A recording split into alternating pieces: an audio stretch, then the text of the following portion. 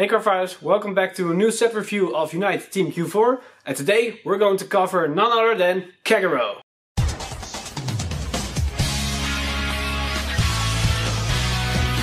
Stand up! Vanguard! This video was brought to you by the lovely guys over at Offline Gaming. They are an amazing shop that not only hosts games like Vanguard, Yu-Gi-Oh! And Magic the Gathering, but also things like X-Wing and Warhammer 40k. But they're also selling stuff like generic tabletop games, like Pandemic or Betrayal at House of the Hill. And if you're into those good stuff, and I know that you are, then check out their website, links on the screen and down below. They're an amazing shop, they deliver worldwide, so order some good stuff from these amazing folks. Alright, back to the video. Today we're going to cover Kagero, and I'm going to use the same rating system as I did yesterday with the Royal Paladin, with the 5-star system. With each star representing how good I think a card is going to be in the current meta within standard, or potentially have a future impact in the game when more cards are released. So with that out of the way, let's get right into the video. Alright, first off we have of course the vanilla triggers that we got just like Royal Paladin. These will be rating the same system as Royal Paladin, so I give them all 2 stars. They're just generic cards that enables us to run the basic lineups, but we need to wait for more triggers to make some weird things like maybe a 16 crit deck. We need to wait for that. Then we got Lizard's Runner Undo, the new starter for Kagero.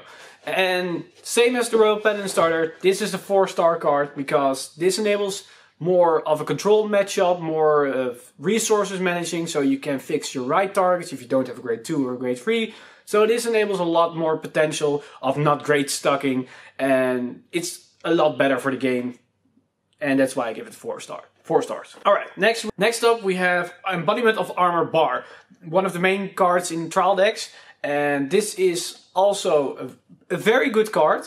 It retires, it costs a little bit heavy with Soul Blast and a Counter Blast, but it gets a lot of power when you have more rearguards, and seeing as Kagero keeps retiring, the potential that you have more rearguards in your opponent is very high.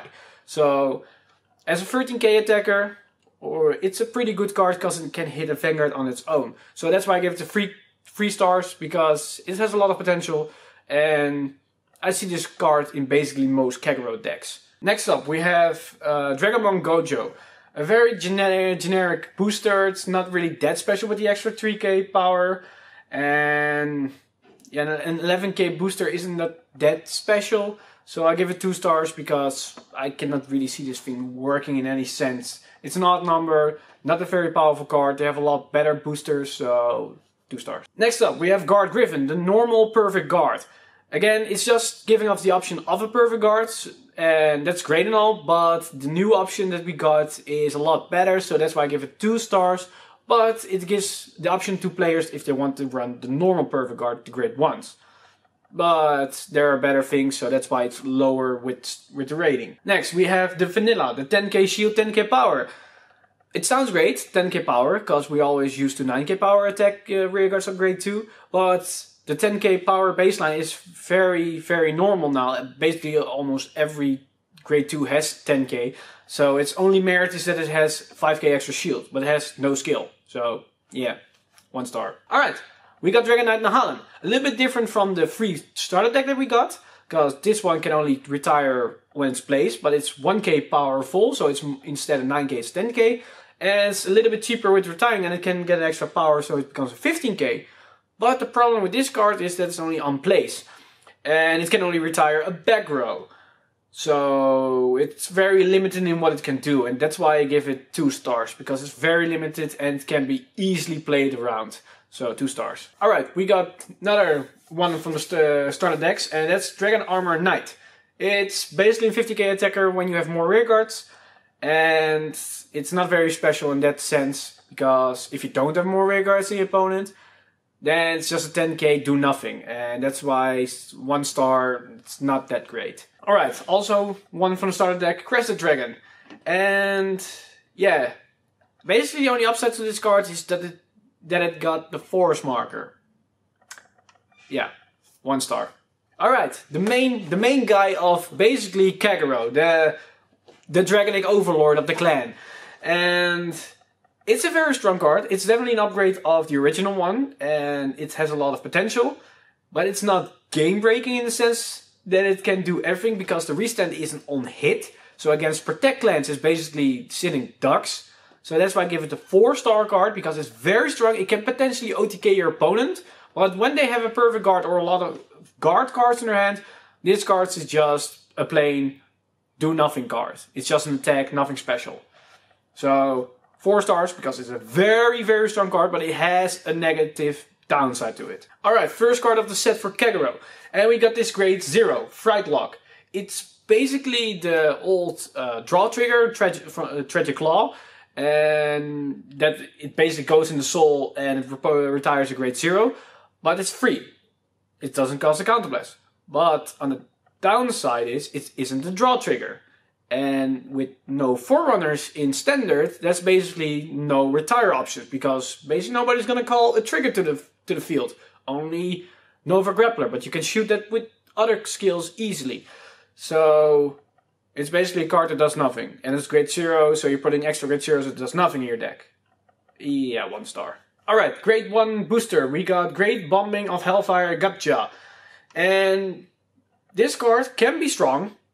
But the only issue that I have with this card is when it attacks the Vanguard, it becomes that powerful. It's a 70k attacker on its own. And you need to have retired rearguard at turn. So if you didn't retire anything, it's just a 7k do nothing. And basically you will always retire in most games every turn. But you basically want to have something else that's better. A better booster that can be used for other scenarios. So in that case I give it a 2 stars because it can be used in some situations. You can put it in your deck. But I don't see it working in a lot of decks, so that's why I give it 2 stars. Next up we have Instigate Griffin. It's basically a counterblast to give 5,000 away. In a clan that can use counterblast to retire stuff from your opponent. And this is a 7k instead of an 8k grade 1. Yeah, 1 star. No. Alright, we got Dominus Dragon for another grade 1. And this is basically a 13k attacker if you have more rearguards. And this card is basically the same as the other grade 1 that's got 10k because you retire, and retiring is the same as getting more rearguards because you're plussing on the field and they're minusing. And this is weaker in the sense that it only got 5k, but it's an 8k, the other was a 7k, so if you write this thing it's not that worse because you have a better defense option, but it also hits 30k clean, and it can also be a 13k in a turn that you didn't retire anything. So it has better options. And that's why I give it a 3 stars. Because it's in general sense a better card than the other grade 1, than Gajira. Because it has a lot more options. Alright, next up we have Flame of Destruction Verbirity. It's Soul Blast 2, retire card and gets plus 3k. But it's a 9k. So it's basically the Nahalem from the starter deck that you got for free. But then it gets a plus 3 if you retire something.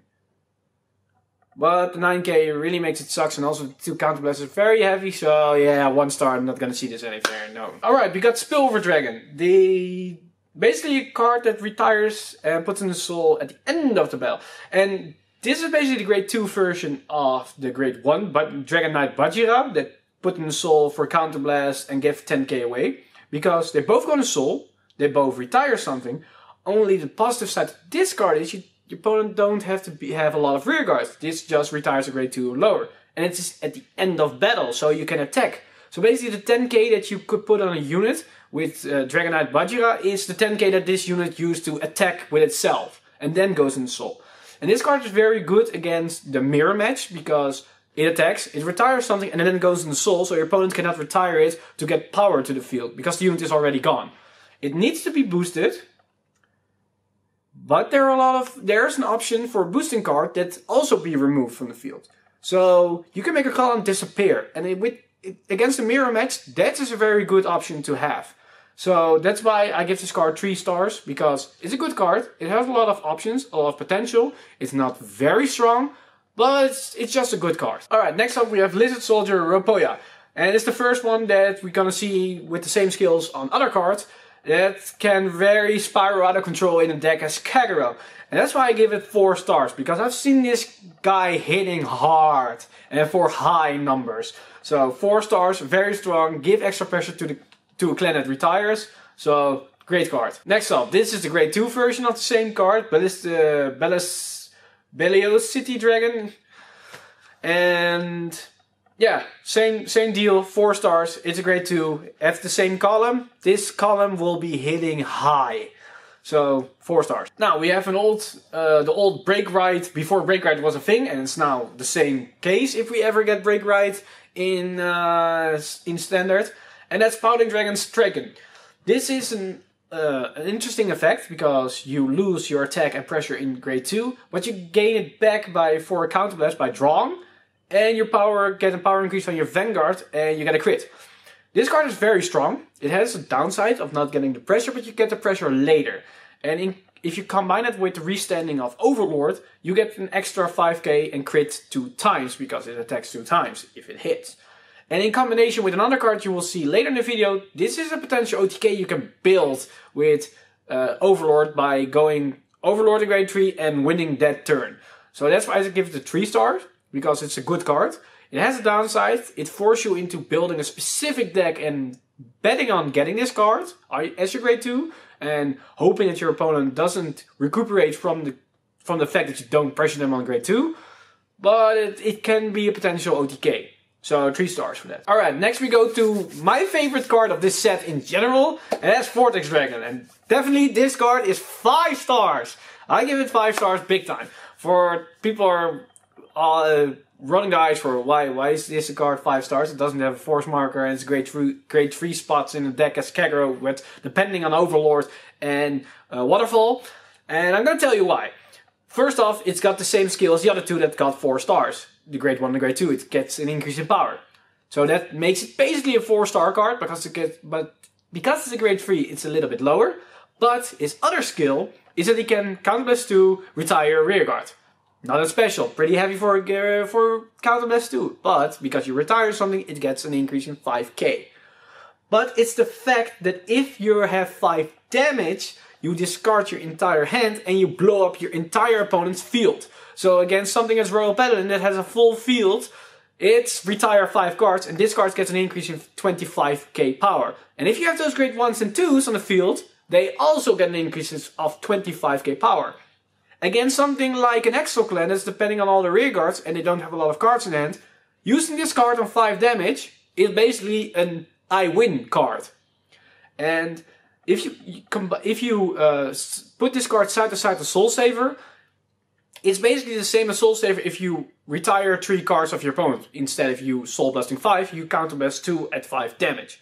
You shoot 3 cards of your opponent, and this card gains 15k to itself, and 15k if you have the 2 grade 1s and grade 2s on the field. So it can be a mini Soul Saver within Kagero that also retires stuff of your opponent.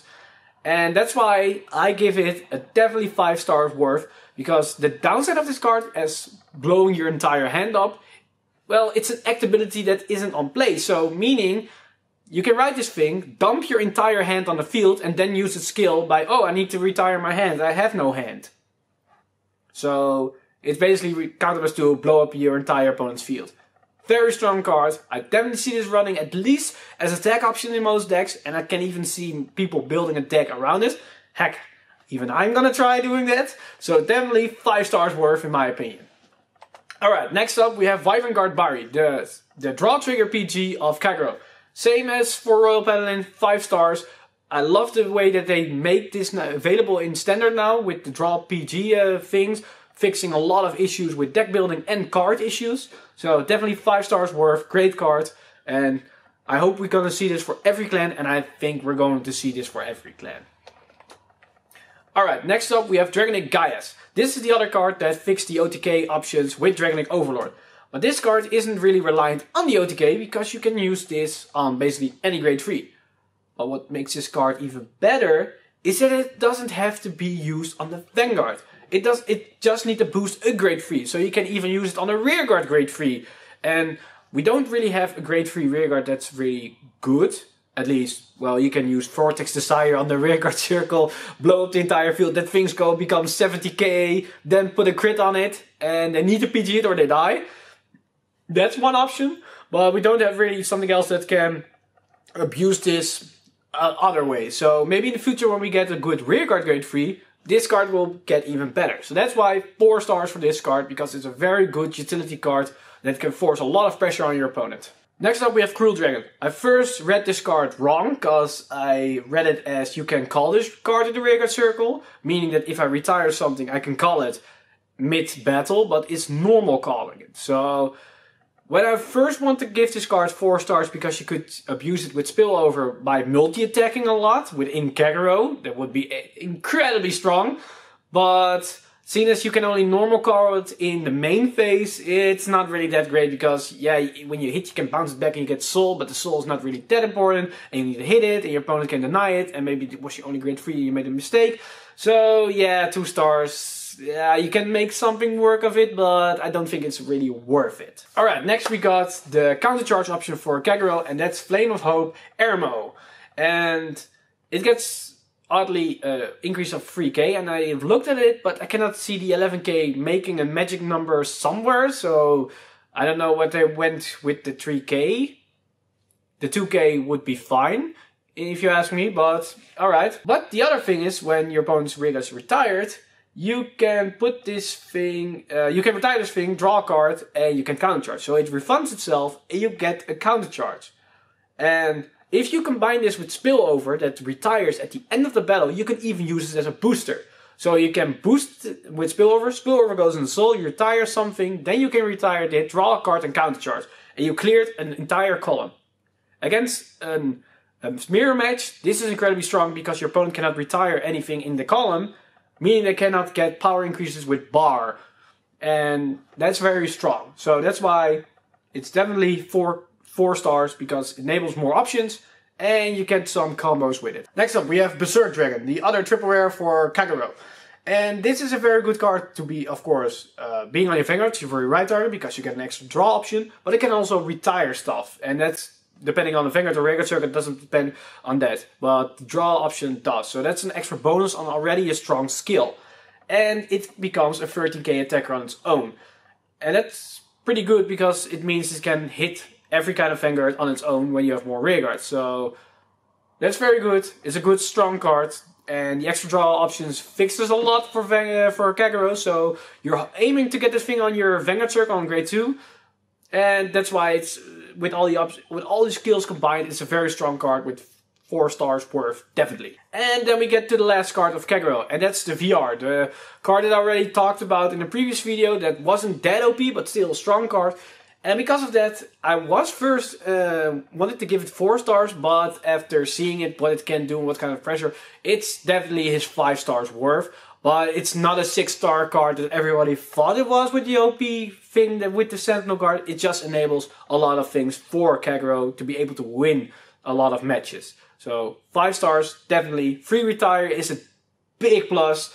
And the fact that you can get a crit, a 10k increase and a guard restrict is very strong. The only downside of this card is that you can only use the second part of his skills only if you have written it as a second grade 3. So if it's your first grade T target, it's basically that card that can only retire something for free.